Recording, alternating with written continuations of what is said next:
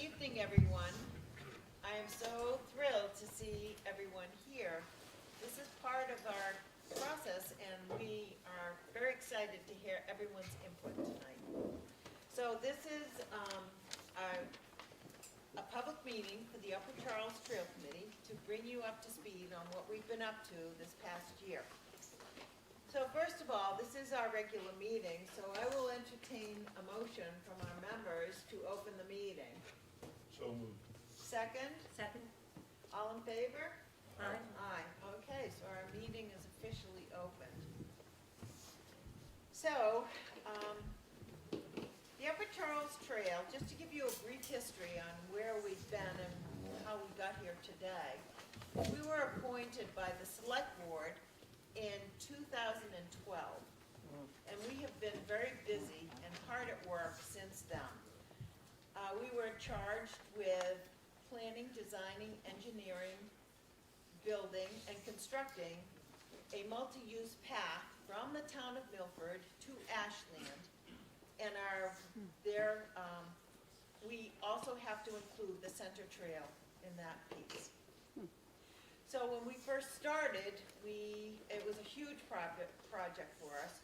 So we consulted with the Conway Group. Our takeaway from the Conway Group was that very quickly we learned that we have to use mostly town open space, because unlike some of our neighbors, Holliston and Milford, they had a ready-made trail bed system to build their multi-use trail. In Hopkinton, back in the 1950s or so, the town decided or declined not to purchase the rail bed. So it went out to bid to various private properties. So that left us with town open space to build this project.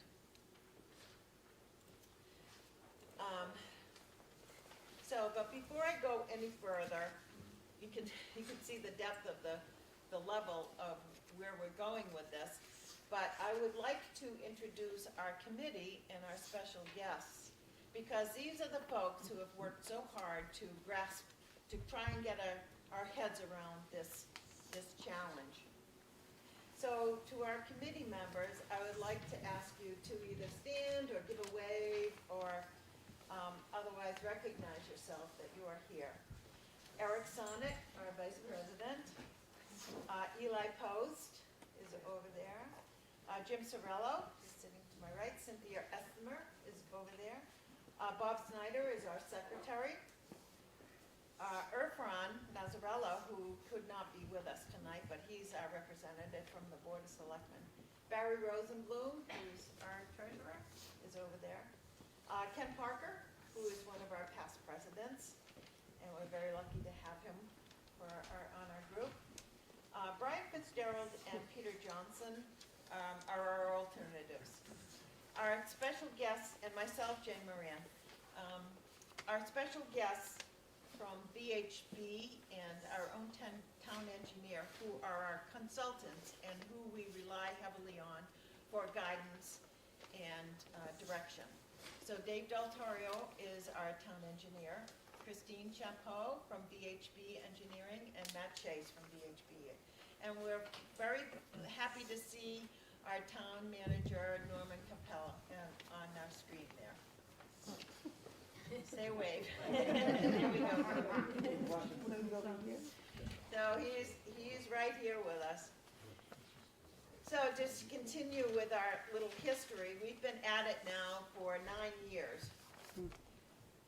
After the Conway Group, and it was clear after we finished with the Conway Group that their other takeaway was that we had to initiate a professional engineering consulting firm because of the intricacies and the details and the challenges that we have trying to build this multi-use trail over 8+ miles. So having said that, we're going to show you, VHB will show us the process used in order to get to the proposed layout you will see tonight. And to get to that point where we are able to, actually it helped us get to the point where we were, as a committee, able to unanimously vote on the proposed alignment that you will see tonight. And then also let you know that our next step after this is to go to the select board to vote and to submit our ENF, which is short for Environmental Notification Form, which is one small step in this huge project. And just as this meeting is, these are multiple steps that we have to take for this project.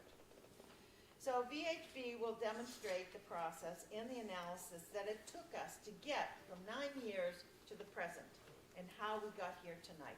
So with that, I'm going to turn it over to Christine and Matt.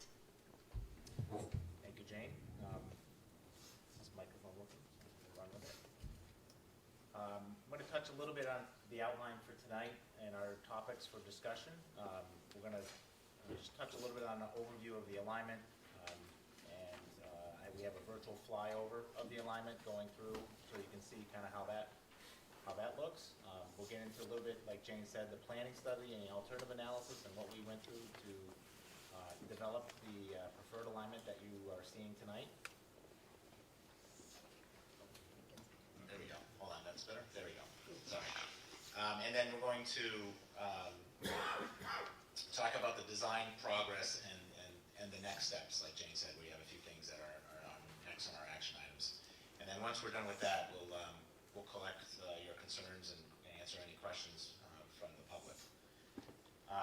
This overview, this board here is just an overview of the alignment. It's on an aerial photo, and it starts at the Milford line, works its way up to the north to Huffington State Park. And this is the 3 boards that you saw when you came in. I won't get into too much depth on this board, but I am going to pull up another video, and I'll try to narrate this and pause it as we go along. So here, the aerial starts here, and this will be, if you don't like navigating through Google Earth, then you might want to look away every once in a while so you don't get sick, but it is, we're starting at the Milford Lock in the south, so that's what you can see there, and the yellow line is going to be the preferred alignment. And then there is, along in the middle of the alignment, you'll see the line change from yellow to blue, and blue is paths that have been constructed or under construction. And that's the center trail, which was constructed, and then Main Street, which is under construction. Because Main Street is an integral part of this as well. So I'm going to hit play here, and I'll start talking a little bit about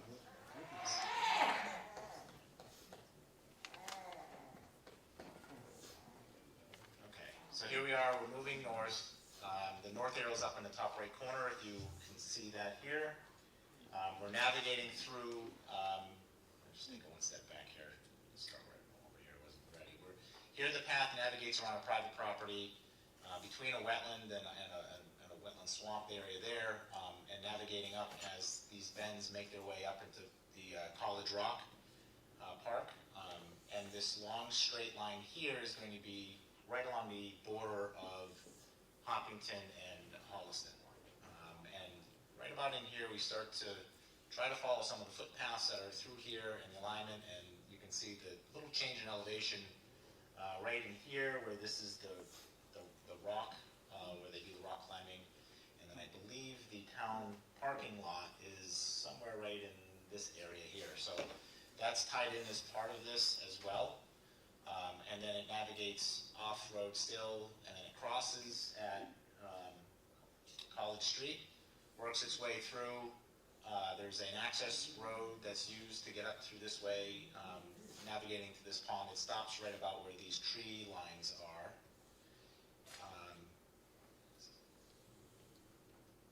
These tree lines right here. That little paper, that dirt road path stops about there.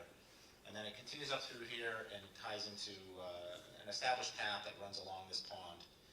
And then from this point, it ties into a development that the town has worked into an agreement to navigate the path through that property as that development moves forward.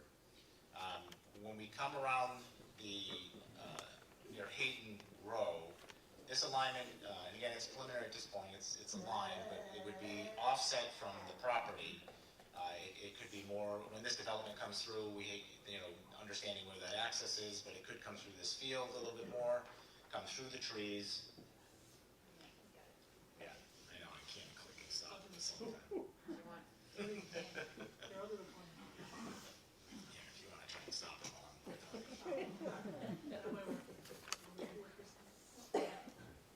Just go back, there you go. All right, so this will work. So this is, the access to the development is coming in somewhere right in here, and the development's coming back this way. So this alignment needs to get kind of worked out through here in an agreement with the property owner. So it'll be offset from Hayden Road, it'll likely come through here, it'll cross probably a wetland through this point, and then it'll navigate, you can hit play here now. Yeah. It'll navigate back around offline through here or on the backside of the Conley's Pub, right, which is up in here. Oh, this one right here, yeah. Comes up around the back of the ball field, and then the town just purchased a piece of property right here on the corner, which will be used as a park and ride, potentially, an access point for the path. The path will cross Hayden Row, adjacent to Granite Street,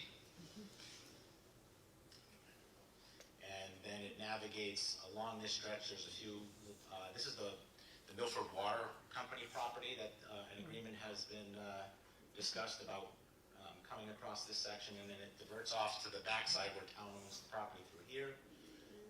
And when you see these zigzags and kind of moving around, it's a lot of this is based on the topography from aerial mapping.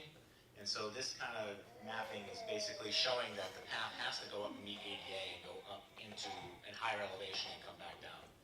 And so you have to meet those certain design requirements to get funding. So this comes back around the Blackthorn Circle development and back out onto Hayden Row. From this point, we don't really have a clear action plan quite yet for this. We know that we'll have to run something along Hayden Row. And so for now, we're just showing this until further study can be done, engineering and identifying right-of-way and constraints. But once we get up to this point, we hit the property of 147 Hayden Row, which is right here. The town owns that. And then this is some town property in the back that the school owns, and we're running through along this part, which working with the school committee to pick an alignment that would be within a setback or an area that they wouldn't be able to develop or build in. We run along the backside of the Marathon School and work our way over to the EMC Park, coming across the backside of the playground, and then modifying the access road so that we can you do a shared use path coming up right there, and then crossing at the existing crosswalk at Hayden Row Street. And that we look for ways to enhance that and improve access. Hayden Row is pretty straight lined from a sight distance perspective, but we understand that there needs to be some enhancements there. Then we get into the center trail connection, which we'll get into a little more detail in a little bit, but this was constructed a few years ago. And then this stretch here, we are working on a design that will come across, and here's the Hopkins School. Crosses the first loop road. This is a one-way going towards the school, and it's on an existing path. This is part of the old rail bed from here, and then the rail bed becomes depressed. And it's depressed here, and then on the south side, west side a little bit, and it's filled with water, so you can't really build and fill. It's now natural wetlands. So the path follows a footpath through here, and then it jumps off and runs parallel to the field, coming out and lining up with center trail. And this alignment, we'll get into it later, but we've surveyed and looked at various alternative alignments with various committees and boards. This is obviously the center trail, it's the blue line. It's been constructed. It works its way out to Main Street. This is the long stretch of this is the part where you just want to kind of go. See, it's a long straight through. Yeah. And then here we're coming out just near to the east of the Wood Street signal. And then this is going to be the Main Street project, which is under construction right now, which will have the separated shared use path. And that's where there'll be a sidewalk, and then for pedestrians, and there'll be a shared use path. and there'll be a separate sidewalk for pedestrians and a shared use path for bicycles. There'll be a bicycle signal at the intersection of 85, and that intersection is getting redesigned. And then it comes in and marries up into the town common and works its way over to Ash Street, where we'll jump through the center school property. And then this is a meandering path that it follows town-owned property that has some topography, and that it creates some challenges as a result of meeting ADA again to make sure that we're following that. So there's some loops that make those grades, a couple little wetlands that need to be bypassed in this area. And we're working our way right now to get to East Main Street. So at some point when we come out of the woods, there's a few houses here on the left. But again, this is all town-owned land. And then we get to East Main Street, and then figuring out to access from here and jump on this side where the Marathon Museum is proposed, making that connection. And then from this point, it continues to meander through property. I think this is the Marathon property. Yeah. And then the Legacy Farms, and then there is some, the Eversource and Tennessee Gas line properties that are through here that there have been some discussions and negotiations with securing easements already to allow the path to navigate its way through this direction. And see like some of the development that's ongoing or completed now. This area could be a little dated. And then it just works its way again, meandering through, and the end point is Huffington State Park. And we're coming up on that right now. And I'll turn it over to Christine as this kind of winds down and gets to the park, and she'll go over in a little more details of what we did to get here.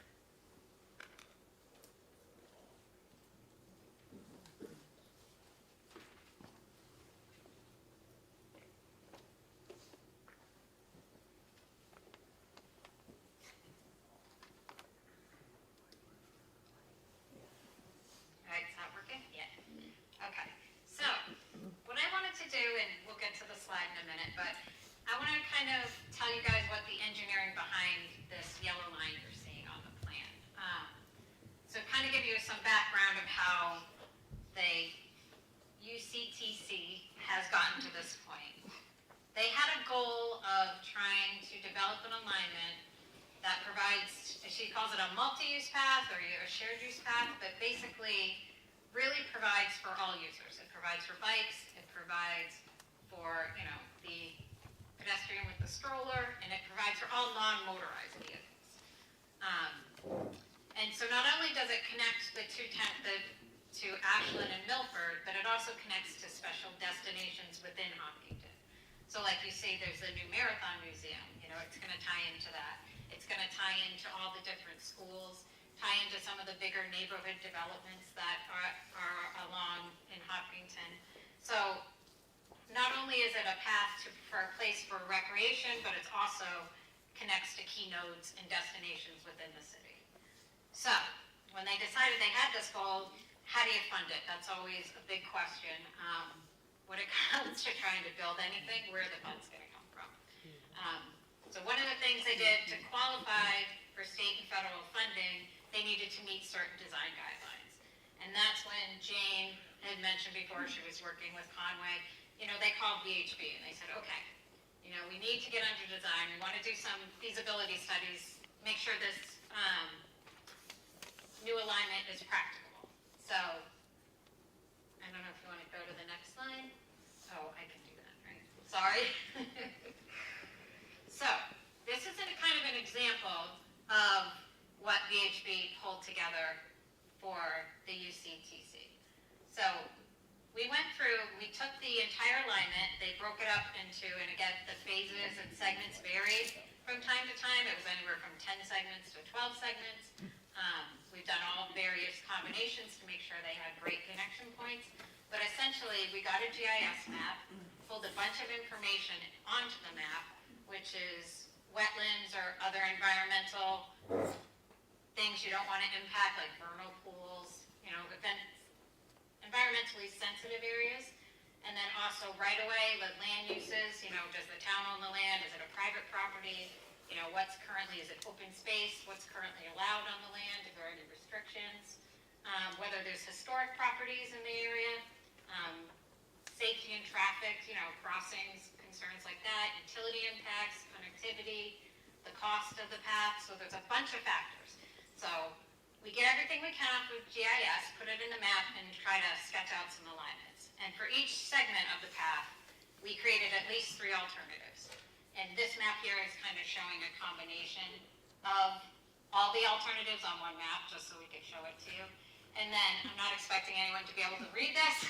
I just wanted to give you an idea of the level of detail that we went through. So like I said, there's actually 20 different categories that we looked at, and I had mentioned some of them, the environmental right-of-way, air pollution, can we help get people off the roads, reduce congestion, make better air quality, etc. So there's 20 components that we looked at for each, and you can see there's 3 columns, there was 3 alternatives, and then we rank the alternatives based on, okay, this has less impact, this has more impact, benefits, pros, cons, and at the end, we came out with a ranking system that let us identify which alternatives seemed to be the best for that segment. And then basically combined all the segments as a result of that, sorry, overflip, to get the path that you saw today. That was the flyover. So now I want to talk a little bit of where we go from here. So we have, this design plan that we've gone through, done a planning. We've got a pretty good idea where we want the alignment to be. What's the next step? So if you can see, this was our locus map that was also on this side of the room. We had 2 large boxes on the top and the bottom. That's the north and the south segments. Those are at the planning level now and are probably going to stay at the planning level. They're long segments. There's pretty high construction costs, and they're not all town-owned parcels right now. So there's a little bit more work that needs to be done on those before we could jump right into the design phase. So we're focusing on this central segment, which are kind of the 4 littler boxes you can see in the middle. And one of them is the Main Street project that's already under design, and the Center Trail, which has already been completed. And then we have the 2 smaller boxes, which we're calling Segment 5 and Segment 6. And those are the 2 areas that we're going to focus on designing now. And those are all on town-owned property, so it should be easier to get them up and running. So that's kind of how they decided on that. And then the E&F, what we're going to do is take that big map that we've showed you, that with the overall thing that was voted on by the UCTC and approved. So we're going ahead and moving it forward with the environmental notification form. We have a chart very similar to that one I just showed you that outlines, but this time it's set up by segment, and it gives the impacts to wetlands, to bank, to any of the environmental things that the state would want to regulate. So there's a big map in there that kind of outlines all the impacts, and we send it to them, and they review it and approve it, or ask for more information. We're going to be presenting that to the select board in January 2022. So once they sign off on it, the E&F will be submitted to the state. And just to let you know, again, not much of this has been surveyed and super designed yet, so what we're submitting to MIPA isn't the final product. It's not like none of those impacts are ever going to change. It's not like the alignment can't shift slightly here and there, because once we get survey, we'll have a better idea of exactly where the path can be. So these are the kind of the 2 areas we want to focus on, because these are the ones that are we're ready to get going on design on. So segment 5, the UC, I told you the CTC was going to screw me up. I said, I should have put CTC in the title. The UCTC applied for and received Mass Trails Grant for the preliminary design in 2021. So they got some money to go out and get this thing started. So basically what we did is we took that line that we had sketched on the plans from GIS, we went out and staked it in the field, walked it and made sure, okay, this makes sense, putting the GIS stuff into real world, making sure that made sense.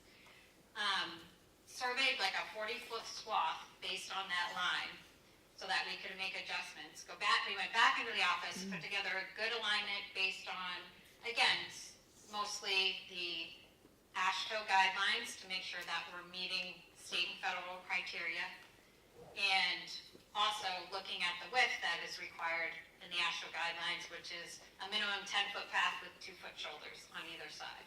So we walked it, kind of went through, okay, where will this path fit, you know, tweaking it here and there, put the stakes out, surveyed it, brought it back in the office, got the line onto the survey, and then did a little bit more tweaking. And we walked it a handful of times with the committee, and with Holt came out with us once as well. So we've had other members join us too to walk it, just to kind of get as much feedback as we could at the time. And so then we took that alignment and we went ahead and designed it. We put together a cost estimate and kind of brought it up to what we call like a 25% level, or preliminary design level. So we finished that, and now looking to go for Mass Trails grant again to just bring segment 6 across the street up to that same level. And once, again, we're applying now, we find out in June of 22, whether or not they'll receive the funds. The town will put in a small portion, a matching portion, like 20 to 30%. They match the funds that we get from Mass Trails to go ahead and do the same level of design that we've done on segment 5. And then once that is done, we'll take the design from both of those and move them forward together as a final design. And as part of that process, we'll be looking a lot at the crossings that exist now and what we might want to do to increase the safety.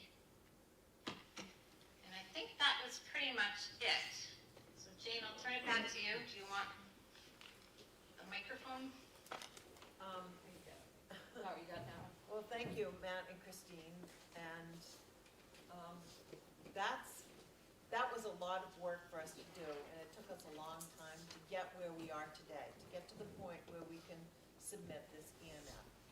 And I want to thank Matt and Christine for all of your help, and Dave as well. They've been instrumental in getting us to where we are. So with that, we are open to, oh, yes, so we've heard multiple comments in the last week.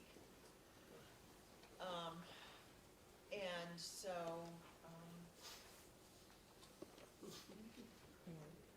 oh, yeah. Yeah, I know, I almost jumped ahead and just started talking about the crossings, and I'm like, wait, Yeah, we were supposed to let you know specifically that in we. regards to the Hayden Yeah. Row crossings that we're proposing.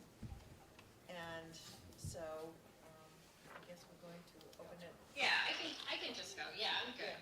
So, and again, I almost just started right into it, but what we wanted to say is that we were opening to questions, and Jane has already received a lot of emails. There's a lot of concern about the bike path running alongside Hayden Row, and then also the crossings at Hayden Row.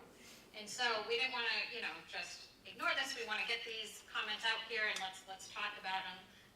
We did, on the left, you'll see a quick cross section.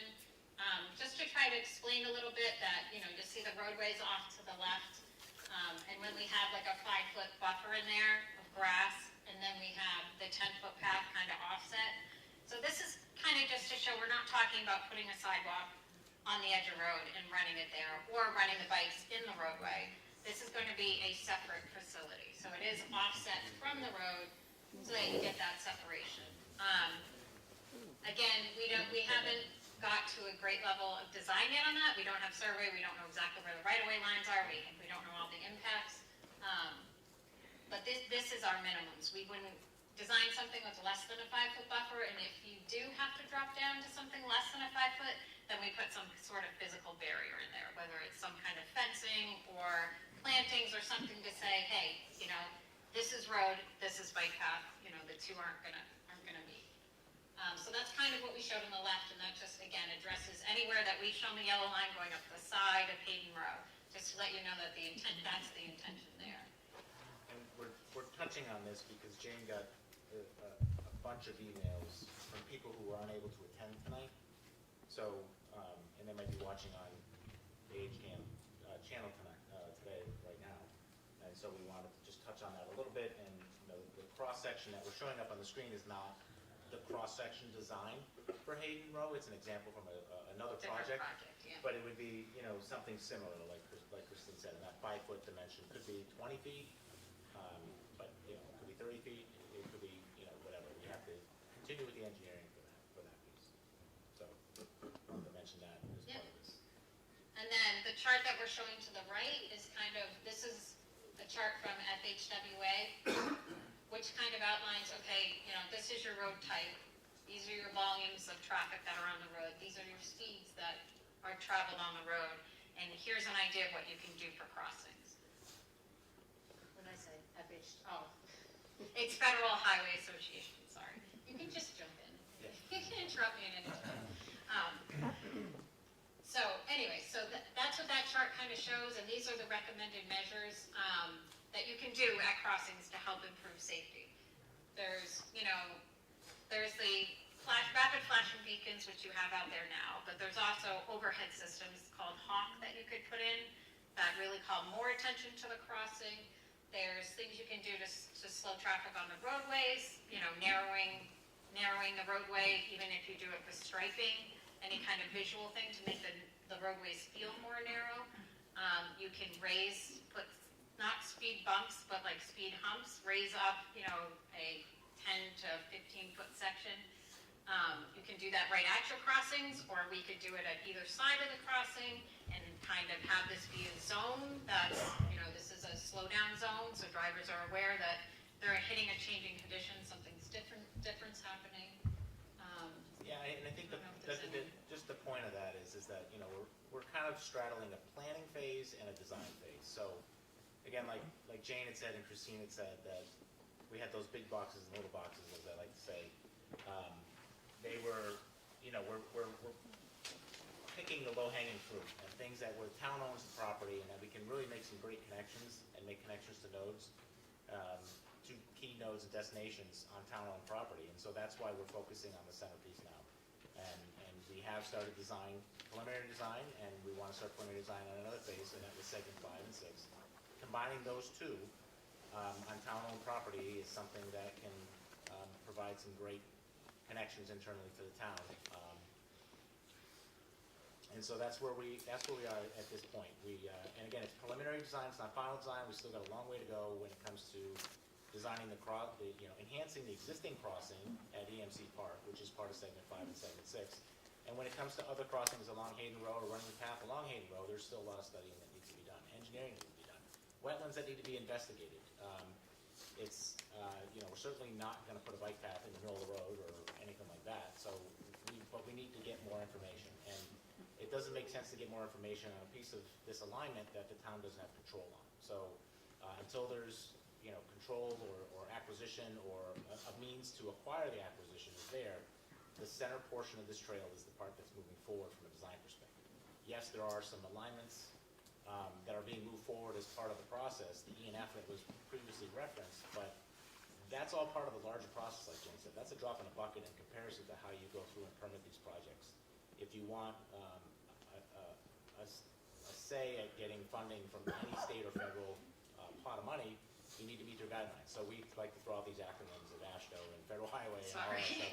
But those are things that if we don't meet those guidelines, then we can't design them, and that means that the community is going to have to figure out a way to get some additional funding or build it themselves. And the way I understand the way Center Trail was constructed by a lot of dedicated citizens within town that rolled up their sleeves and used a shovel. And there was some engineering to some other pieces to it, but there is, there's a lot that goes into it to get to this point. So we just wanted to kind of mention that, and I think from that perspective, I'll just turn it back over to Jane and see how you want to handle it. Actually, just one more second, because I did forget to mention, on this phase 5 and 6, that has a blue circle kind of at the intersection across Hayden Road, because that's something we'll be designing as we move forward. The other segment that kind of went back to Hayden Road, you see there's no real marking there. That we really need to work out with the school department, because they're building a new section to the school. There's going to be a new driveway over there. I'm assuming they're going to probably be adding sidewalks, adding a crossing, because I don't think you're going to have a driveway to a school or a new school building without, access through a sidewalk. So until we really know what the upgrades were at that end, we didn't want to get into too much detail on that end.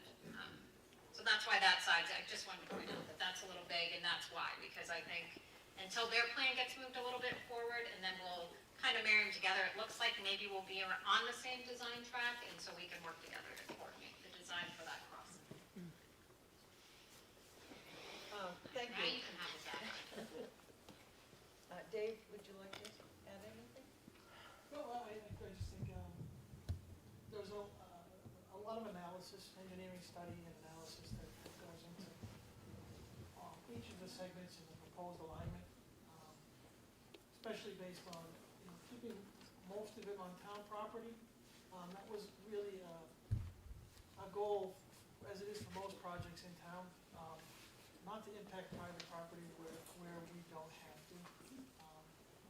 Easements, you know, project manager for the Main Street project, you know, easements aren't something this community takes lightly, and neither did the select board when they were giving this committee the task of finding an alignment from Milford to Ashland and Huffington State Park. Not an easy task. So basically, the committee has looked at, there's a 37-page report on just one or two of the sections. So when the ENF gets submitted, all of that information gets submitted to the state and all the backup, because the state requires alternatives analysis for any project, any submission to the state, whatever department it is for permitting. Without multiple alternative analysis, the state isn't going to accept a submission. They're not going to approve an ENF without that. So. Could you all speak a little louder for the people in the back of the room? Yep, I'm sorry. I talk soft, but I don't have the And use microphone. Do you want the mic? Do we need the mic up? Please use the microphone so H-Town can hear you. Okay. Can we go to Q&A? This is a little redundant. Yeah, why don't we just get the people's... Are we good? I mean, does the people want me to repeat everything, or? Thank No. you. No, You let's said the same. I know the people in front here don't care, but let's let the people in the back, anybody? A lot of people have questions. Summarize. Yeah, we know you guys did a We lot of work. understand We that, but appreciate it. We're like let's to be get. civil, and I'm asking, do the people in the back want me to repeat, or? Summarize. All right. Summarizing. Good. Use the Alternative microphone. analysis of Use the requirement. microphone. I'm just gonna try to talk louder. In summary, I was just saying, we didn't really touch on the state process. When everything gets submitted to the state for permitting or approval, everything that VHB has done from an alternatives analysis, the state requires that to be done, or they won't approve any permit or any submission. On the segments for this project, you have multiple reports, and I was just saying, one of the reports is, it's a 37-page report that requires you to go through topography. You have to come up with profiles of the proposed alternatives. You have to, figure out the wetland impacts, the construction costs. All of those things are kind of required, and it's what VHB has done for the committee on all these segments.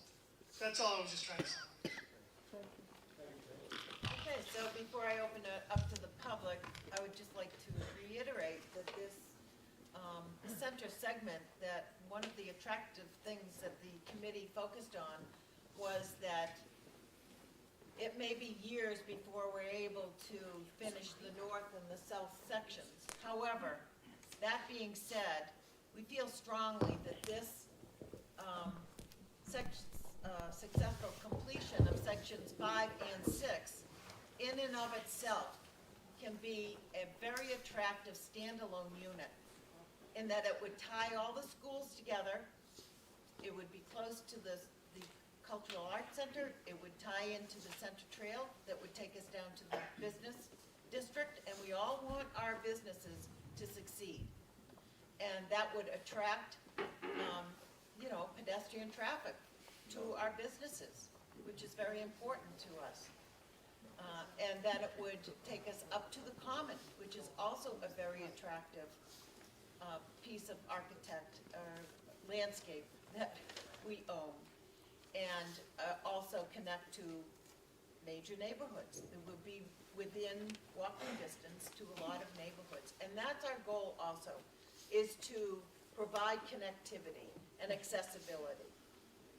So having said that, we will invite people to come up to the microphone, identify your name and where you live, and we have a member who is going to wipe the mic in between speakers so that we're all safe and as safe as can be in this environment. And please state question and/or your concern.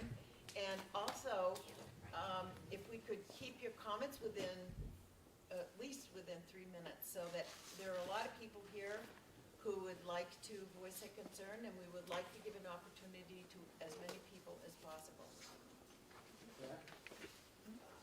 Oh, yes, Norman, would you, before we start, would you like to say anything? Thank you, Jane. Can everybody hear me? No, we're having a little trouble. I'll turn it over. Wait a minute, we're turning it up right now, Norman. Stand by. Oh, no. Yes, good evening, everybody. I wanted to just share my experiences working with the Upper Charles Trails Committee and many other entities in town that are working on trails. There are many reasons why I like my job. One of the reasons why I like my job is the energy, the vibe that I always feel when I'm discussing trails. And that's why I am not surprised that today we have as many people as we do attending this meeting. I love this energy. I love the engagement. Here's why. I have worked for many communities, and in those communities, I have worked on trail projects. One thing that I've said to the Upper Charles Trails Committee and everybody else who I've talked to regarding trails is the beautiful position that Huffington finds itself in relative to this trail. It's a big project. Connecting to from Milford all the way to Ashland is a big project. However, if you look at the segments, the different segments of the trail that are already under the town's control and have some form of engagement with the community and some level of design already done, we are far ahead of any other project that I've worked on. One of the biggest trails I worked on was the Bruce Freeman Rail Trail. It's the longest trail in this part of the Commonwealth. But I can tell you, we in Huffington sit in a very strong position relative to where we are. It will position us very strongly in finding other partners to come in and help the community move this project forward. The second thing that I want to share with the group has to do with the commitment by the community to trails. What I have enjoyed in Huffington is that there are trails that come to the community because of the planning board process, where the planning board works with the developer and requires them to do a trail. We have trails that come about through the Conservation Commission, open space, town boards. The second grouping, there are private entities that are building trails in Huffington. You really find that in many communities. And that process has given us beautiful trails throughout the community. I meet with many people who are new in town, and one of the things that they tell me, other than that they're coming to Huffington because it's a great community to be in, they tell me that they are moving out of Boston and coming to Huffington because of our trails. Why that this is important has to do with the thinking that has gone behind the concept that is being presented tonight. The concept presented tonight does not eliminate any other possible trails in Huffington. There has been discussion about possible spares that can connect to the trail. There has been discussions about how this trail will also facilitate the connectivity between different nodes in town. But the point here being, the concept being discussed tonight does not eliminate any other trail option in town. And then finally, we have a long way to go. One of the things that we pride ourselves in Huffington is that it all starts here. Unfortunately, as far as the train is concerned, Milford is ahead of us. Holliston is ahead of us. However, I am confident, given the energy that comes along with trains, the work that I've seen, just to share with you, there are people who show up at town hall with a shovel and saying, I'm gonna go work on the trail. Hey, Mr. Commander, I found a way to do some signage for the trails. We have a very vibrant constituency in town willing to get to work. So with that in mind, although we are maybe behind Holystone and Milford, I am confident that the energy that I always feel, the willingness I've seen on the part of many of you to roll up your sleeves and get involved gives me the confidence to believe that we're not very far from the finish line. Thank you. Thank you, Norman. Yes. Thank you so much for all of your hard work. I can tell that it's been an exhausting process. You clearly have a lot of details. Need the microphone. Oh, no, not talking loud enough. Your name and address, please? Oh, fine. Thank you. It's on. Is it on? It is on. It's on, right? Now, Okay, sorry. Margie Wigan, I'm at Apple Tree Hill, used to live on Cross Street, Huffington, Mass. Am I good now? yes. Okay. So I just want to thank you for all of your work. I can tell it was exhausting. I can tell that it's, challenging. It's been many years. I did not send an email. And I have to say that my background is I'm on the Trails Management and Coordination Committee. I've done a trails show in Hopkinton on HCAM. Love the trails, like Norman said. And I appreciate what Norman said because at first it seems like this is the only option. So I'm glad he said it doesn't eliminate the spurs. I have to say that on the Trails Management and Coordination Committee, one of our members, Charles Dotchie, did a wonderful left-handed option that does not include crossing Hayden Road, which is obviously, that's one of our big concerns. For me, we had a young man ride a bike across from the west side of 85 to the east side who got killed, hit by a car right by Granite Street. So crossing Hayden Road, not a good thing for the town of Hopkinton in the parents' minds and the people. The other thing, my concern as having been a teacher here in Hopkinton is the fact that it goes by the schools is actually not a positive in my mind because we don't want, we don't want people walking up from wherever by our marathon school, which is our, tiny people, K1, around Hopkins School, there's already a loop road there. So for us, it's not a positive to have it walk by the schools. So the left-handed route that Charles Dotchie designed, and he's probably got a board here somewhere that he could show you if you needed to ask him that. That option is safer. So in my mind, it doesn't go by the schools, doesn't include a crossing of the road that goes right through our town, connecting from Route 9 to 495. So anybody can jump on there. It makes me a little nervous. And finally, in terms of my personal bias, I love the wooded areas of trails. Anybody can walk down Route 85. They can still walk down Route 85 or Hayden Road to connect to the left-hand spur or to connect to the schools. 85 is always there, sidewalks are there, so that we don't really need a trail there. Is my humble opinion that we should stay off the main road, don't have any crossings, don't go by the school. Is it 3 minutes? Hi, I'm going to follow up on what Margie said. I'm Darlene Hayes, 1/3 Road. My concerns are all public safety and the crossing. The young man she talked about was my daughter's friend. He would have graduated in 2018, but instead the yearbook was dedicated to him, and he would be a college senior now. His name's Shane DeRoche. Yep.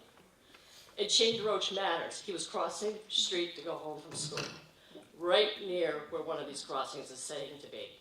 I don't want you guys to forget him. His name matters. And we should set up something where someone can get killed again. So my main concern isn't your work or anything, it's public safety. And that kids crossing the street, we already know we lost one. We lost my daughter's friend, Shane DeRoche. I don't want to lose another.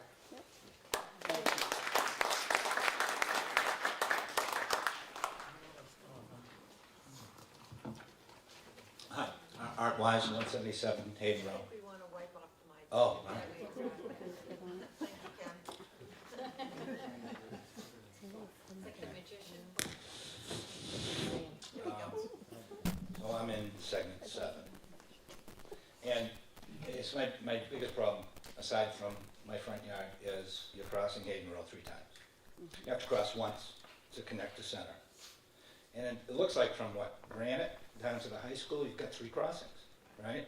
So either, I mean, I appreciate the magnitude and the complexity of this problem, but either you take it from Granite Street and go behind Charlesview Estates and connect, or you go straight down Hayden Road to the high school and connect. And I want to know why you've chosen to cross 3 times versus those other 2 alternatives. James, what? The one thing I wanted to mention is that,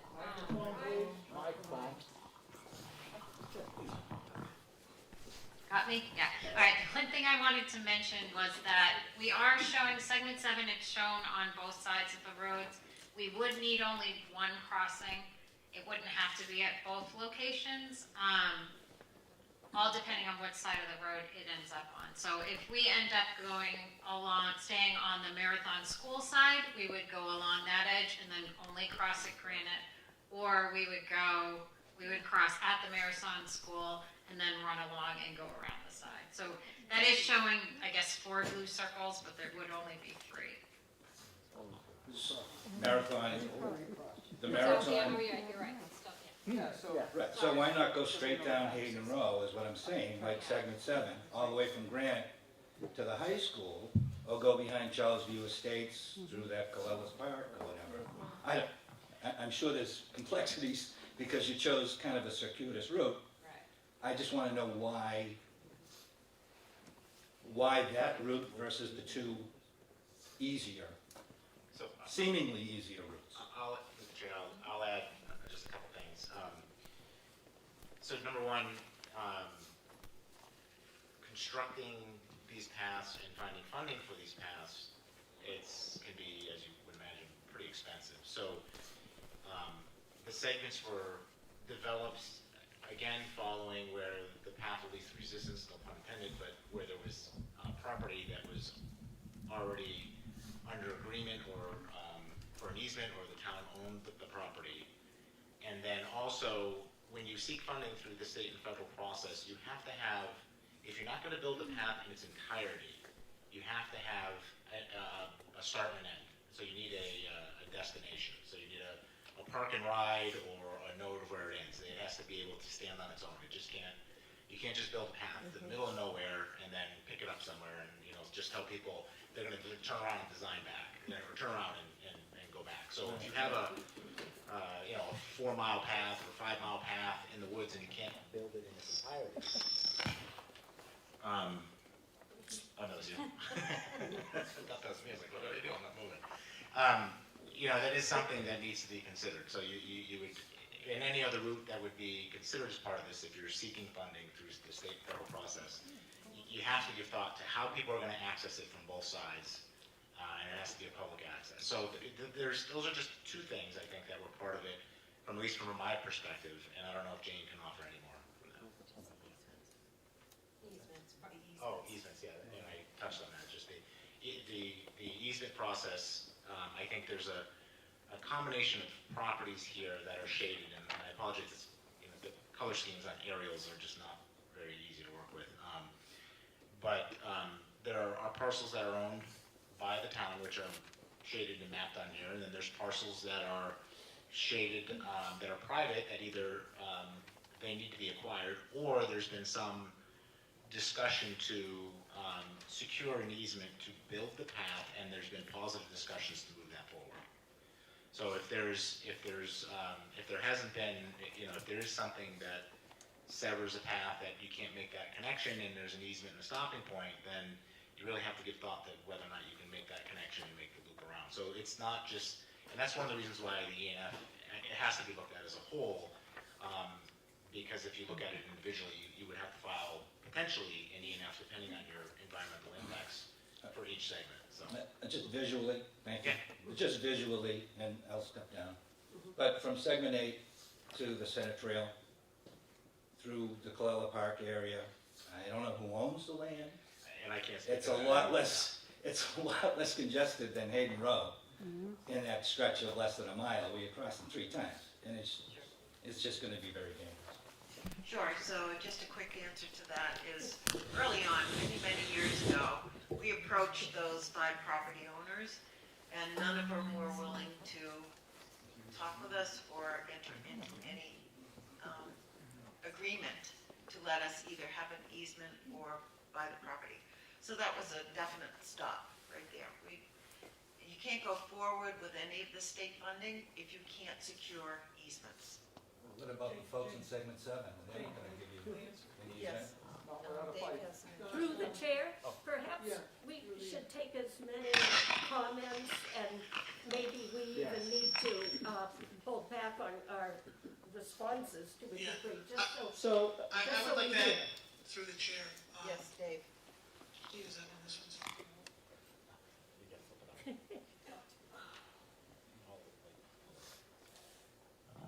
This thing. All questions having to do with different alternatives to the plan that's being presented tonight. The presentation got into the depth of the analysis that goes into it. There is a reason why the lines were shown where they're shown. There was, for one reason or the other, the 1920 options that Christine presented in that big spreadsheet we did not want to see get into in detail. There was a reason the committee did not go that way. And that's what this committee was put together for. That's why they hired the consulting engineers. That's why they're working with the town. There was a reason for every decision made to show the plan where it is now. And to add on top of that in no way, like the town manager mentioned, restricts future spurs, restricts completely different trail systems, loops to this trail, other connections to the Milford Bike Trail. All of those are still valid options through the town manager's office himself, in his own words. So I'm just trying to, limit the number of questions that I know we're gonna, because Jane received emails in the last couple of weeks. They were, pretty much 3 or 4 of the same kind of questions. The crossings, and why not this way? And the town's position to the committee has been, it's okay if there's other trail systems in town to connect to. So I just, in general, in a summary, that might be the response from the committee, from the town. There's no reason not to talk about another trail. Peter handed out, a nice flyer, and he has his easels up today, so it's another trail system that would function with this one. That's all.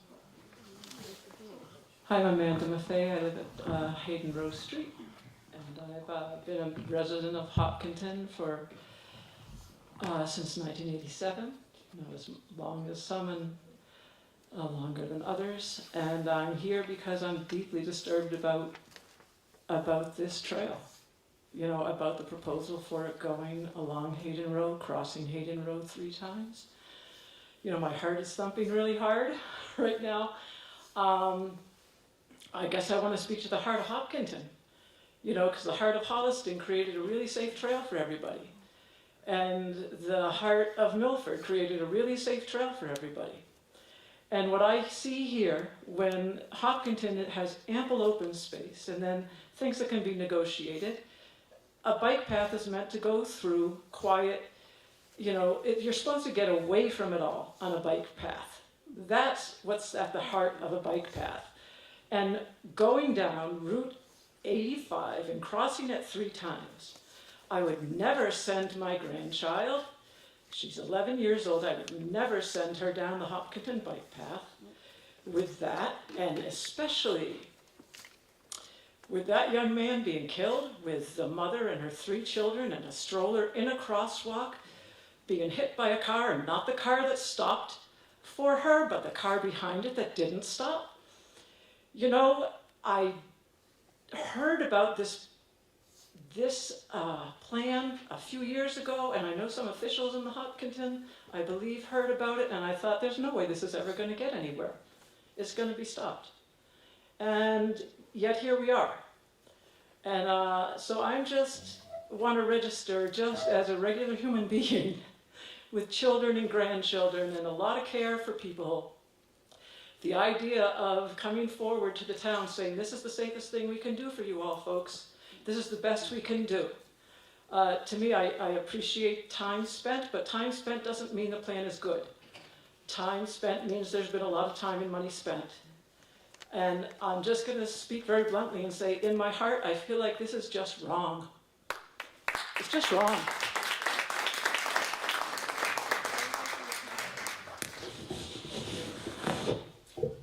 Hi, my name is Scott Nelson. I live at 175 Hayden Row, and I want to thank you guys for the opportunity to express concerns. My first question is for the group. How many of you heard through word of mouth and while you're here? Looks like the majority to me. So I think there might be a communication challenge in terms of getting this out. I too heard through word of mouth. Second, Jane, to you as the committee chair. What could you hear tonight? You say this is to voice concerns. What could you hear tonight that's going to change the path, the plan, or the alternative way you guys are going forward? We're going to continue to accept all comments and concerns, and we are going to use our engineers and their sound advice and continue to receive community input. Sorry, I wasn't asking the process, I'm sorry. I'm asking what specifically would change this committee's unanimous vote when I'm hearing conversations about when the January approval occurs, when this happens. I'm hearing that language. You can replay the tape. Sometimes it was an if, but a lot of times it was a when. So I'm asking you specifically to the committee, everybody, if you want to open up, what can this group and the town tell you specifically, or is this a check the box? No, we're going to continue. Okay, to so accept- you are literally going to take the comments and feedback, and there is a what % probability with all the hard work you guys put in? Okay? Okay, I appreciate that. I respect you guys, I really do, again, your hard work. Okay, so then the next point, okay, again, I'm not personally attacking you guys, because you guys have worked hard and you're volunteering for this, my understanding. So, when you guys did a traffic analysis, the last one I saw was 2017. Was there a later one done? And there was In the a... base studies? There was a study produced by your engineering firm that had a traffic study in 2017. And I live in 175 with an 8-month-old son, and I would not cross Hayden Row with him in a carriage. I don't care about line of sight. People go faster than the 42 that was in the study. There are more cars, and there are a lot more trucks. We're in COVID, right? COVID is the new world. We all know that. We know construction. We know cement trucks. We know 18-wheelers. Wrap it up, please, sir, just for time. Yes, okay. So could I ask the committee to please, before you move forward, conduct another traffic study? That would all be done in the engineering as we progress. We're not at that point yet. Before you go to January, you're not going to do another study? No, it's really not appropriate at that point. Thank you, Scott. Good evening, my name is Katie Davenport. I live at 112 Ash Street. I'm an avid trail user. I have used the Milford and Holliston trails repeatedly. I'm very excited about addition of trails to Hopkinton and look forward to seeing a final product that incorporates all of the comments, emails, and public feedback that you are hearing tonight and hopefully will continue to hear through the future. As part of the fundraising for the library, I'm well aware that often the preferred proposal at the beginning is not the final product at the end. And as with other major infrastructures added to our town, the town conducted public surveys, conducted focus groups, and conducted other means by which the public can provide feedback. So I would hope that this evening's meeting is just the beginning of the public feedback that this committee hears, that you all read the emails that were sent to the chair, that you take the feedback that individuals are giving to you tonight, and that you conduct concrete steps to reach other members of the public, just like we've done with other infrastructure in town. Conduct surveys, like our water survey that just went out and many of us have responded to. We conduct focus groups that address the different interested parties, the abutters you're hearing from this evening, the schools, trail users, and incorporate those changes. And I would request that you push off the ENF for January 2022, and that you take the feedback you hear tonight and incorporate it into your plan. as this is, for many of us, the first time we're ever hearing about traveling down Center Street or down Hayden Row on the Upper Charles Trail. Thanks very much for your hard work, and I look forward to seeing your final trail. Thank you.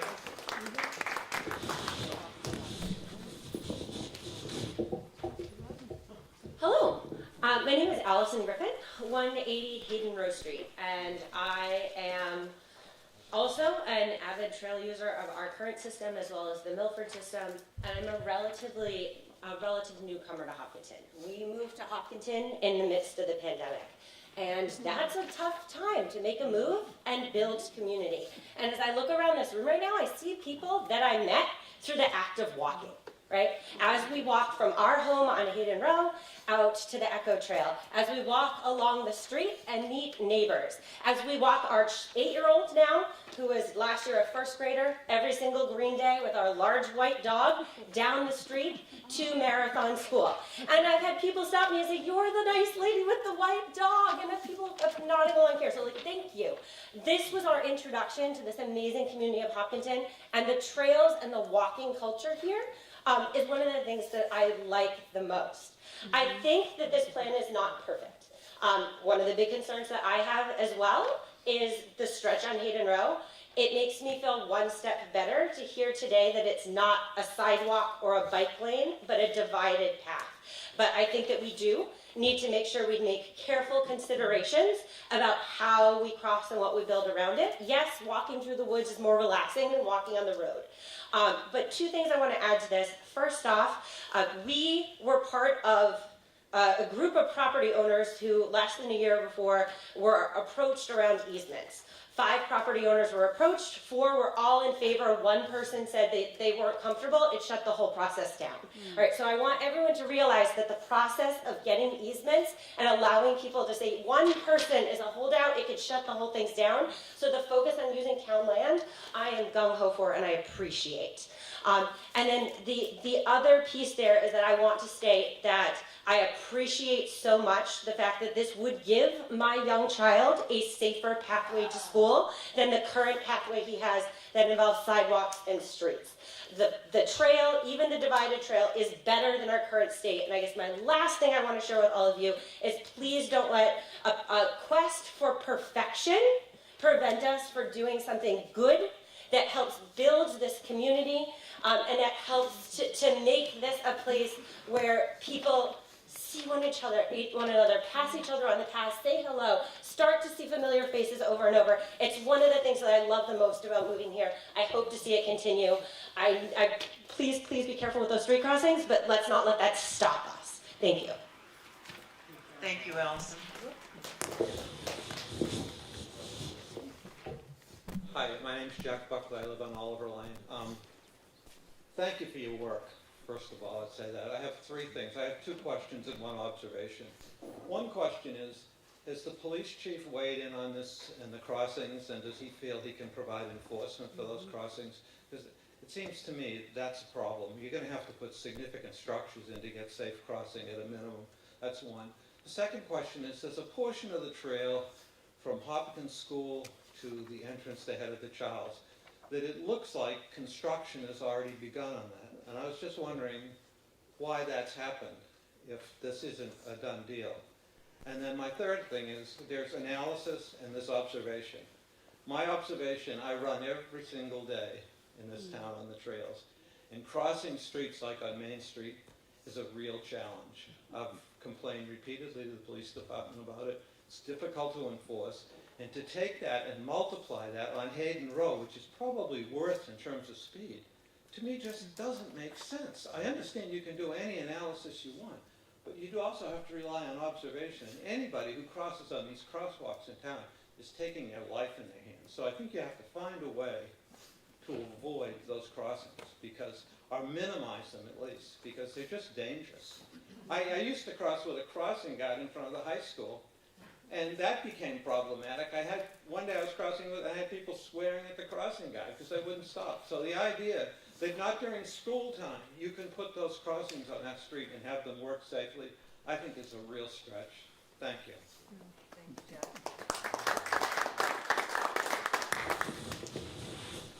And I have no idea about the work. That's not think it's fire hydrants or something. Yeah, or, yeah. Whatever the, yeah. David Dollenmeyer, Proctor Street. Once again, thank you for the committee, to the committee for what is surely a very difficult job. I want to mention something that has not been brought up in your presentation and has been a concern for me for a long time, and that is your proposal for surfacing the trail. Back in the spring of 2020, long before we ever heard the word COVID, I was interested because I heard about the Upper Charles Trail being a very frequent user of Center Trail, and I was concerned when I heard that there was a plan to hard surface some or all of the Upper Charles Trail. So I was interested to see how many actual trail users would be in favor of that. And so I did a survey. I did a survey in person on Center Trail at first, and then I put something online.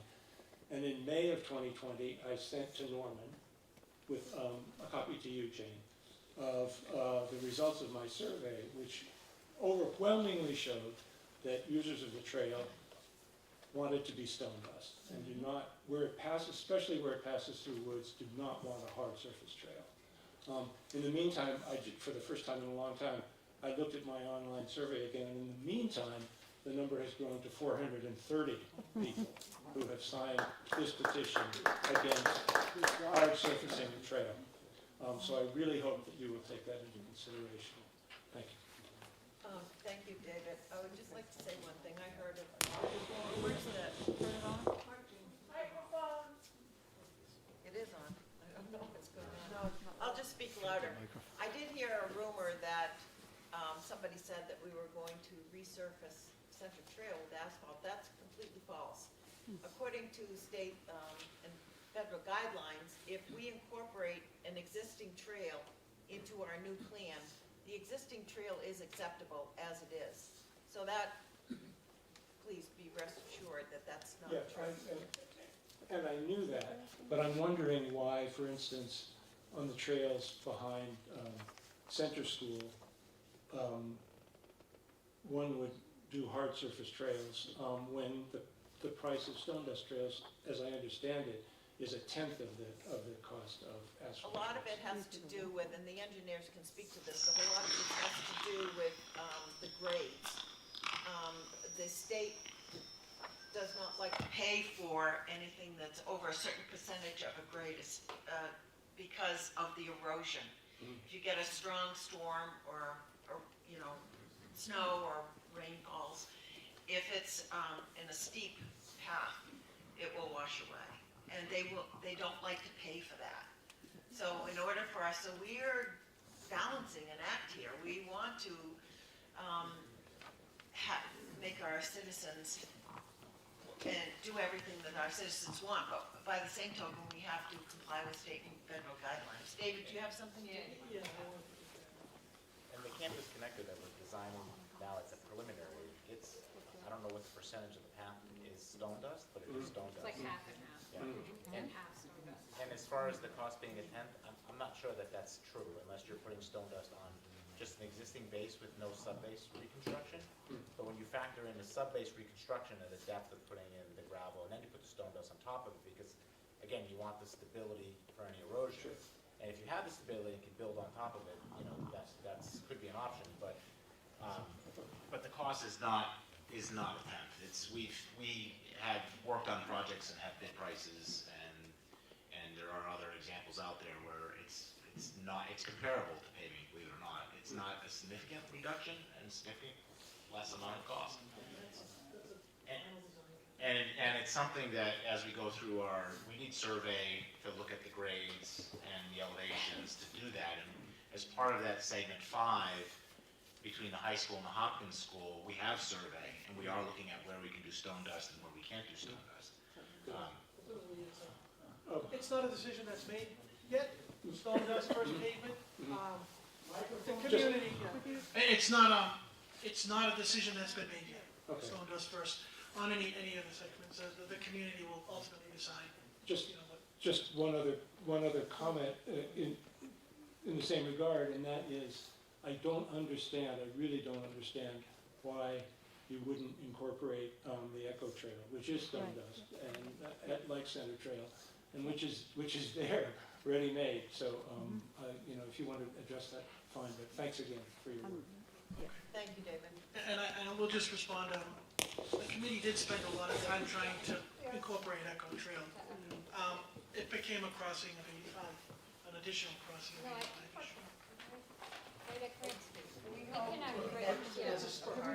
Yeah, it'll be a spur, it does, right, it doesn't incorporate, but it's a spur. Yes, please state your name and. Hi, my name is Linda Chuss. I live at 11 School Street. And I have a comment that segues nicely off of Dave's, which is, what are the vertical differences? What are the changes in elevation along this trail? What are the highest ones? How many are there? What are the steepest grades? I didn't see anything about that in the plan. And using the Holliston and Milford trails, they're relatively flat. There's really only one spot in Milford where there's much of a hill. And I know we're the hillers, but just curious, especially with the College Rock area. Through the chair, there is a minimum grade elevation that these trails are designed at. And that's why when Matt was doing the flyover, you have some sections of the trail that kind of zigzag. Those would be the highest elevation changes and the shortest distances. But overall, which means, you know, you have to go up a mountain, you gotta go kind of back and forth so that you can keep that minimum grade on the trail. You can't go straight up the hill.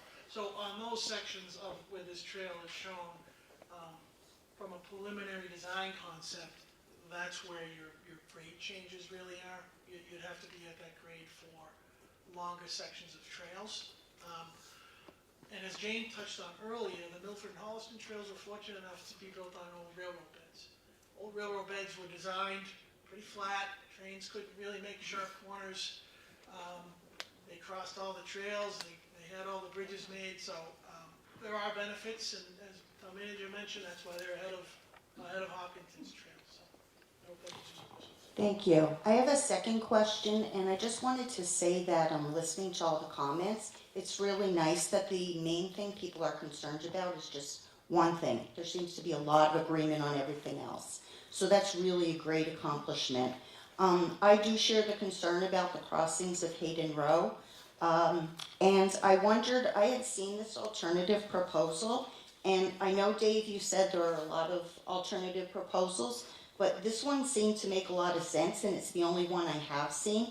And I wonder if you guys would be willing to articulate points as to why this one isn't as good as the one you guys are doing. That's the one that has this alternative going the west route, I guess. And either tonight or at another time, because if not, it's really hard to understand why this one isn't better. Thank you. Thank you, Linda. Do they have a copy of that?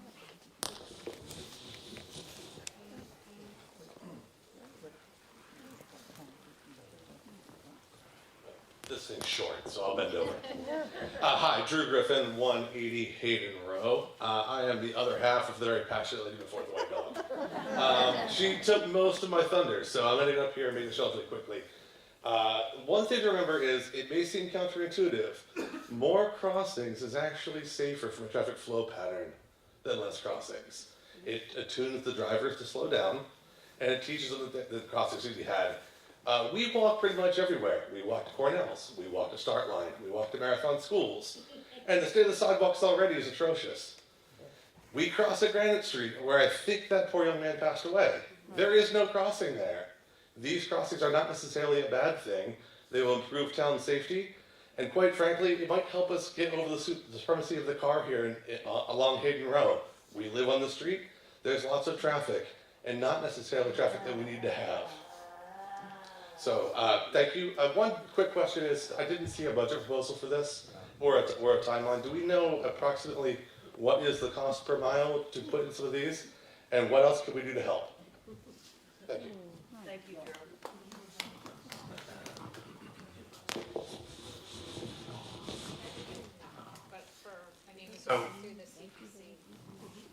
there's, obviously it's hard to put a cost to this because nothing's been engineered except for that segment 5 where we have survey. So as engineers, we're always kind of cautious in advising on cost. But in general, to build a path is maybe $340 a foot, call it.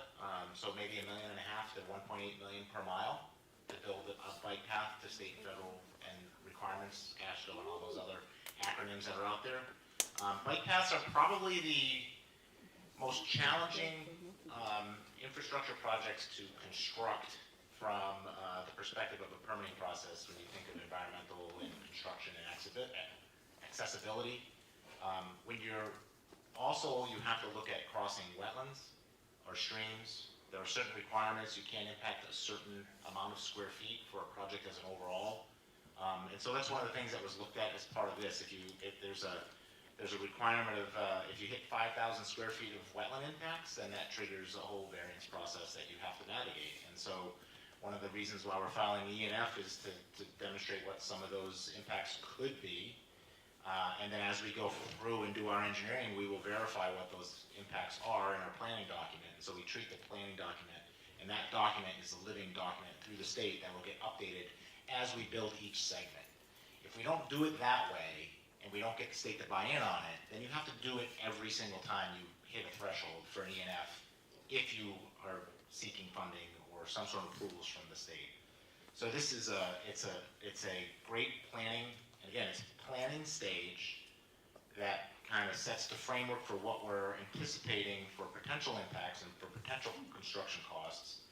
And then as the engineering moves forward, there'll be more outreach meetings like this where we get your feedback and we implement more into the plan. So we are showing lines on Hayden Row or lines in the woods, but other than walking some of these in the woods and following existing footpaths and maybe picking up some points via GPS handheld devices, and looking at LiDAR, I'm going to throw acronyms at you again, but LiDAR, that's survey from the sky, from satellites that give us some level of topography. We did every alternative that Christine went through. There's 3 alternatives for the 11 segments. We did look at some of that topography, and we did look at profiles and some of the alignments. So all of this is just kind of like the tip of the iceberg, and from this point forward, we're going to start drilling down into this in greater detail, and all this feedback is great because we wouldn't just say, there's an existing crossing there? Yeah, just put it across, you're good, just go, you don't have to do anything. It's bigger than that, and we're not at that level yet to come back and say, this is what we want to do to enhance that crossing, or enhance the corridor as part of that crossing. So there are options that we can look at as part of that, but we're just not there yet. So this is more of the planning, the alignment, getting the E&F, setting the tone and the stage for, with the state through the E&F process, and then build upon that. So we're not looking to construct this at any point now, but if this is an 8.5 mile path, granted Main Street's a mile, Center Trail is maybe, a half mile? So maybe 7 miles of path. I mean, you can imagine the construction costs for a 7 mile path at, $1.5 million a mile. And then if you have to build a boardwalk or a bridge over a wetland, a boardwalk costs is maybe $1,000 a foot to build over a wetland. So you could be talking $1 million for a 100-foot bridge. But it's those things that need to get kind of added in and factored into the whole process. So. Thank you.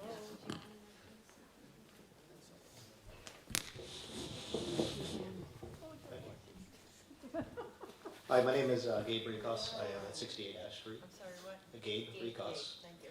I'm also a member of the Huffington Little League Board of Directors, and I'm here on their behalf to express some concerns about the section of the trail that's being proposed to run through EMC Park. First and foremost, we already don't have enough parking at EMC. Most anybody knows who has kids in the Little League program. Any given Saturday or Sunday, you have to park at the Marathon School or the high school because there's simply not enough parking spaces there. That being said, anybody that drives down 85 and through Milford on any Saturday or Sunday also knows that you need a lucky horseshoe in order to get a parking spot in that parking lot. There's people parked in the grass, there's people that are off to the side, And just simply put, we're concerned that there's a negative impact for not only the folks, all the young people that use the fields from April through the end of July, but also folks that come to use the playground.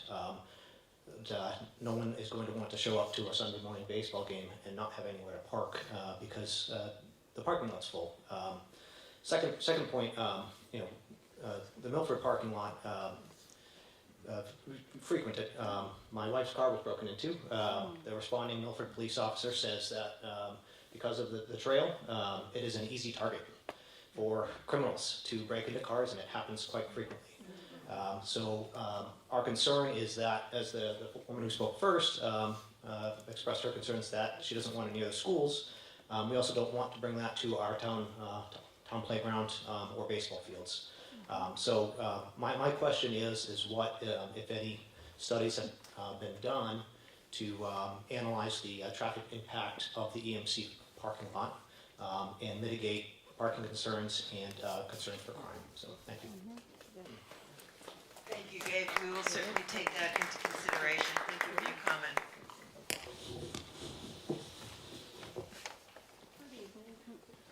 Hi there, I'm Sally Snyder from Eastview Road, and I've been hearing about your project for quite a while because my husband Bob is on the committee. So I've heard a lot, and I understand all that's gone into it, and I really appreciate everyone who's built these trails, from the planning and the construction as well as the maintenance.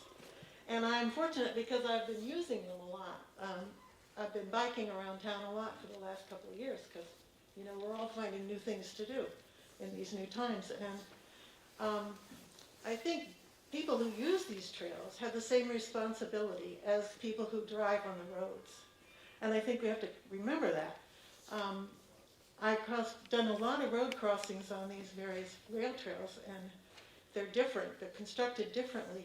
But still, there's a safety aspect, and the responsibility is on the person who's using the trail to stop, to look, and do the things that we learned to do in kindergarten and first grade.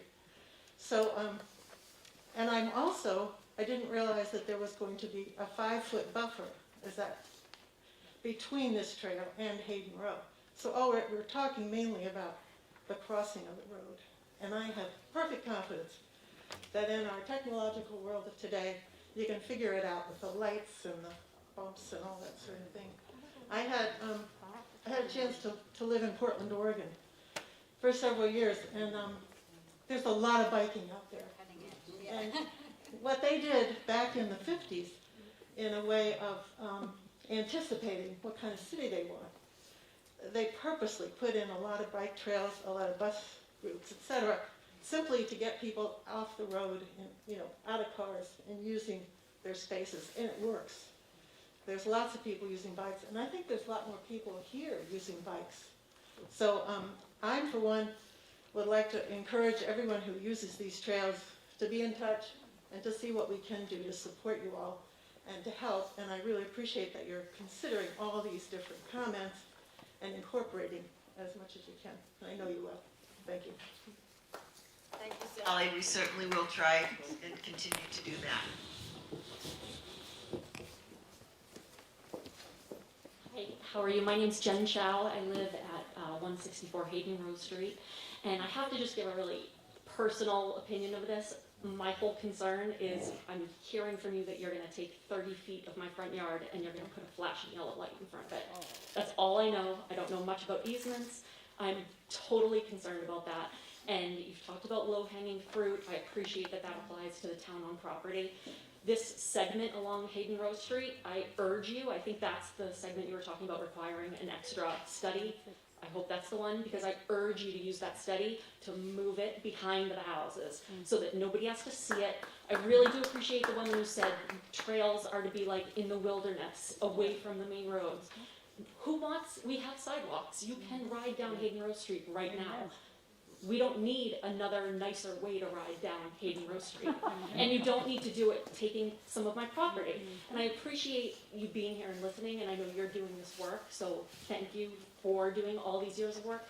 But I couldn't let the opportunity go to share my great concern that someone is going to help themselves to my property that I am still paying for and proud to own, and that would greatly insult me if someone felt like they could just help themselves to it. So I had to be honest, and I appreciate the work you're doing. And I think the 30 feet is. Thank you for your comments. Through the chair, Jane.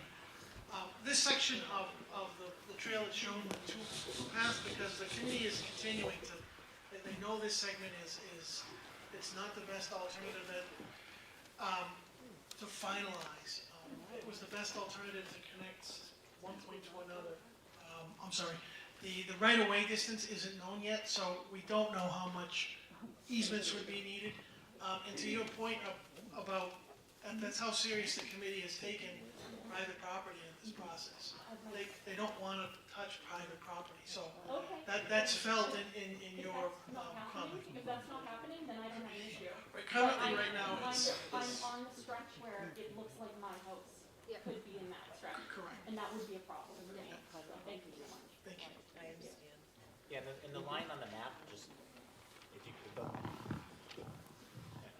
The lines on the map are just lines on an aerial, so because we don't have that level of detailed survey, it may look like the yellow lines and the blue lines are in your front yard, but if we try to put them in the roadway, then it's like one big solid line. So it's certainly, the intent is not to run the path right through everybody's front yard. Those homes in that area are probably some of the modest homes in Huffington. Yep. Taking some of that property is going to have a greater impact on those people who are working hard to have their plot of land in Huffington. I don't agree with taking any of it. Yeah, and just quickly, sorry. Just quickly, one of the things we haven't really looked at yet is the roadway width on Hayden Road, and one of the best ways to reduce speed is to make the road more narrow, so that would be one of the things we may consider. Oh boy, steps in it. But just to slow traffic down, is to try to take away part of the shoulder, so that might be an option, but apparently not, so I'll take that back. Withdrawing comment.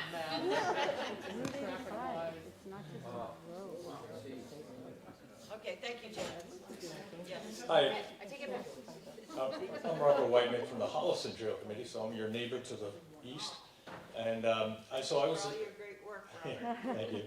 So I was, as you know, responsible for the Holliston Trail, and I was also involved with the design and permitting for the Echo Trail, Center Trail, and Hughes property, I guess, is also. And so one of the things, there's been a lot of comments about the corridor and the route, and you're going through a lot of woodlands. And I would highly recommend that you reconsider the paved alternative and look into the stone dust alternative. There's funding for it. You can do state and federal funding will pay for the stone dust trail.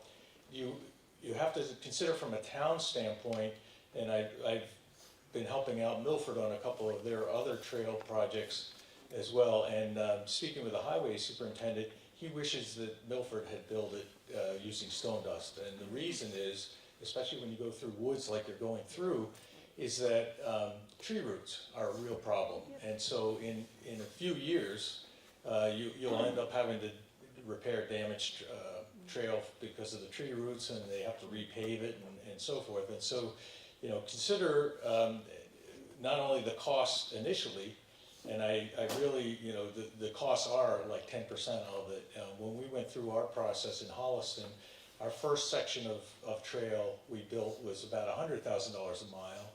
And then by the time we got done, we were down to $35,000 a mile. So our overall cost for just the surfaces alone was about $50,000 a mile. And so it is significantly lower than paved trail. And I've built plenty of other soft surface trails, and the costs are much lower. And so I think you should definitely consider that, for that standpoint, and then the cost in the future. There's not a lot of funding for repaving or patching, and so that's going to be a burden on the town in terms of having to repair these stone dust the paved surfaces. And being through a lot of corridor through woods, you could try to put roof control in, but that adds to the cost of initially. but stone dust, the tree roots are looking for air, oxygen. And so when they're mitigated by, having pavement on it, they're gonna find a way and break through the pavement. And so I really think you should look at the overall design of it. And another thing from aspect, we get a lot of runners. We got the Boston Athletic Association who comes to Holliston to run on the Holliston Trail, as well as Rhode Island. We have people from the high school from Medway and surrounding towns all running on the Holliston because they prefer the stone dust surface. So that's yet another reason. But we'll take the business, in Holliston. We're glad to have all the marathon runners coming to Holliston to train. But All right, time is up. Thank you. Thank you. Thank you, Robert.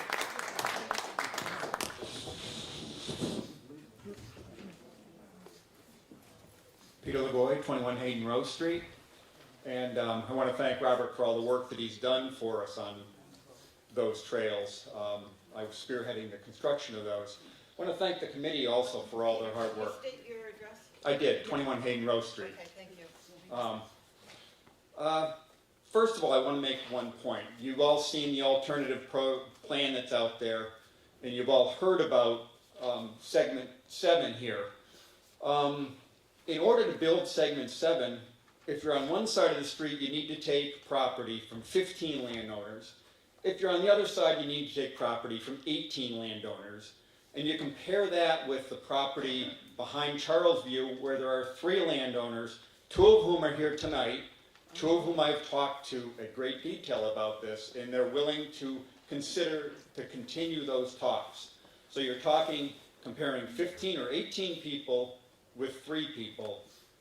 It seems this segment doesn't work. You add in the issues with 3 crossings of Hayden Road, this quote-unquote trail going down the streets, and you have a problem. One of the issues for tonight's meeting is there's a lot of people here. I strongly suspect that these people are not here in a 50-50 support for segment 7, for example. So I'd like a show of hands to folks who are in support of segment 7 and feel that 3 crossings of Hayden Row and a section along Hayden Row is a good idea. We got a couple. I thought I heard it was not 3 crossings. It is 3. It's not 4 crossings, but it is 3 crossings. Yes. Hey, is there a question here, sir? Yes. How many people here are in favor of this committee not submitting an ENF in January 2020, but 2022, but exploring alternatives? I hope this committee considers that. Fine. Thank you, Peter. That's what we're doing, is considering all of it. We understand that this public meeting fulfills an obligation for future funding. We thank you for the hearing and hope you've heard and seen the public concern, and you make substantial changes to the plan to address those concerns. We know you are presenting to the school committee tomorrow and the planning board on the 20th, and hope you apprise them of this feelings of the community. It was mentioned last night that our community response is sensationalizing things. I'd counter that it's amazing that it took the level of response here to hopefully get town government to pay attention to what is clearly perceived by almost all as a deeply flawed plan. Been a lot of work done on it, but particularly in this area, it's a deeply flawed plan. A child being killed and another stroller being hit are headline news. They're sensational, as was pointed out. That doesn't mean they're not important to consider when the proposed trail crosses a major road 3 times. And it doesn't mean that if this trail were to happen, and God forbid another accident occurs, the town wouldn't be liable for this choice.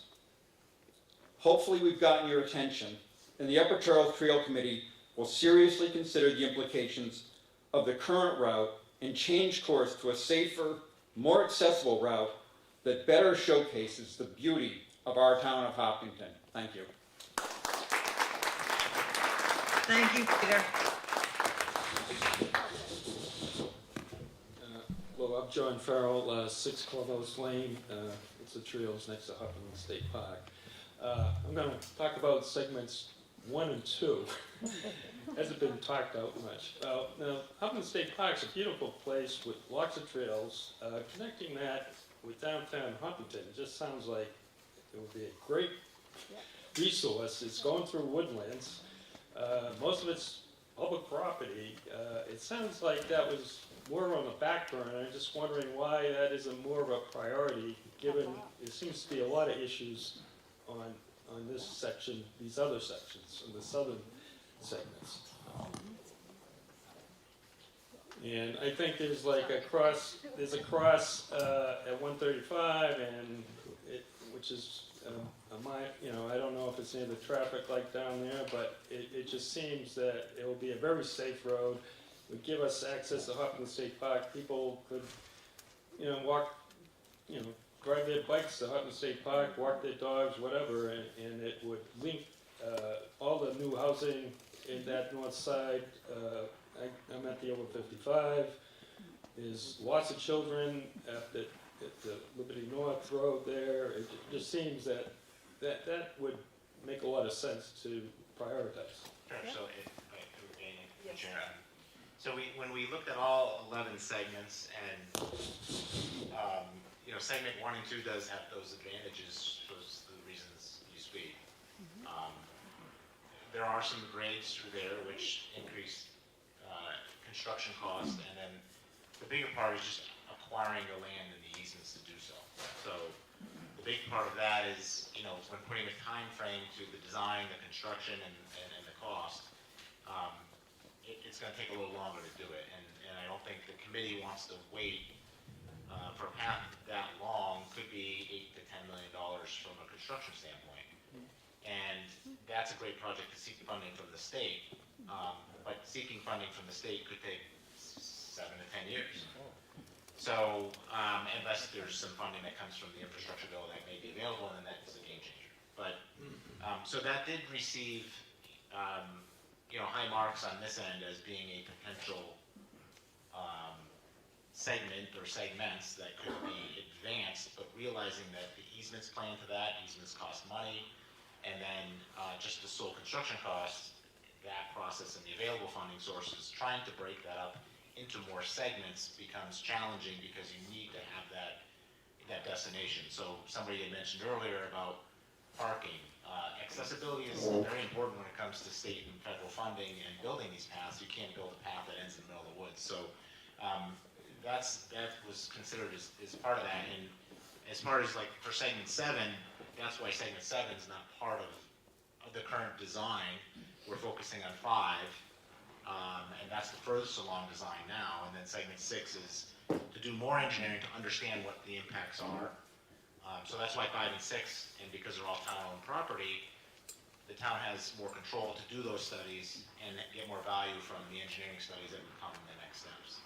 So, yeah. Can I just make a comment on the parking? That's one of the attractions of Huffington State Park. There's lots of parking there, and that trail just ends right at the parking at the beach. Yeah, it goes right to the park. Yep. I'll also make another point. Ahern Trail Road Trail goes all the way from that parking lot, pretty much up the road, all the way to South Road train station. That has 600 parking spots. You take it from Huffington, that area, Ashland train station, not far. So you have another large parking lot. People could be coming out from Boston on the train to get to these things. And then you extend Ahern Road. It's a great walking trail if you want to make it. It's already, it's like 8 feet wide. It would probably just need this. It wouldn't need pavement. It would just need some, gravel or whatever, to extend that. Which is, so I think it would solve the parking issues, and it would give you an opportunity to have another 1.5 mile road down the South Road train station. Yeah. That's our thoughts exactly. Thank you. Yeah, a few more and then we're gonna wrap it up. Hi, my name's Joe Markey, live at 39 Ash Street. I'm not going to comment on the specifics of the proposal because as a member of the school committee, I think you're presenting to us tomorrow. But I did want to comment kind of on the political reality as a citizen. This reminds me a little bit, more than a little, of 2011. In 2011, a committee proposed building a school at Fruit Street. And during the planning process, when public input questioned the plan, the public was instructed why they were wrong and why the plan was right. But these people providing the public input are the very same people who will be asked to vote on the plan when it comes to town meeting. In 2011, the town meeting voted against the Fruit Street School. It set the town back several years. A more constructive, collaborative approach that saves time and money and ensures that the plan that will be presented at town meeting is what town meeting actually wants, is to take public input into account when developing the plan. That way, you're building what people actually want, and I can say from direct experience, it's a much more rewarding experience for the volunteers on the committee. And what you present actually gets approved rather than rejected at town meeting. That's the approach that we subsequently took with the Marathon School project. And it resulted in a town meeting vote that was unanimous with, I believe it was nearly 600 votes in favor of the project. But it was no surprise to me because we took the input from the public and built the school that they wanted. It's not too late to regroup and to engage the public in a plan that they want and to save us a lot more lost time and investment. Thank you. Thank you, Joe.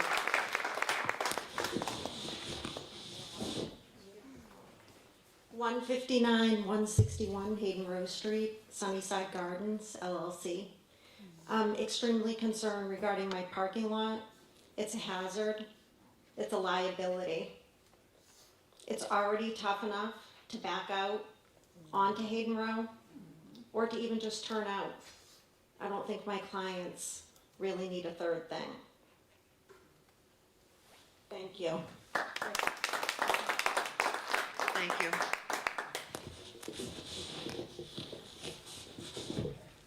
Okay, well, we'd like to, yeah, I think that's everybody.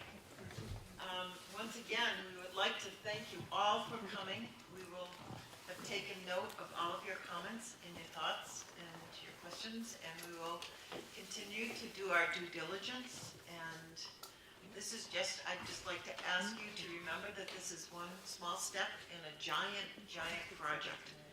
And we will continue to work on it. Thank you all for coming. Thank you.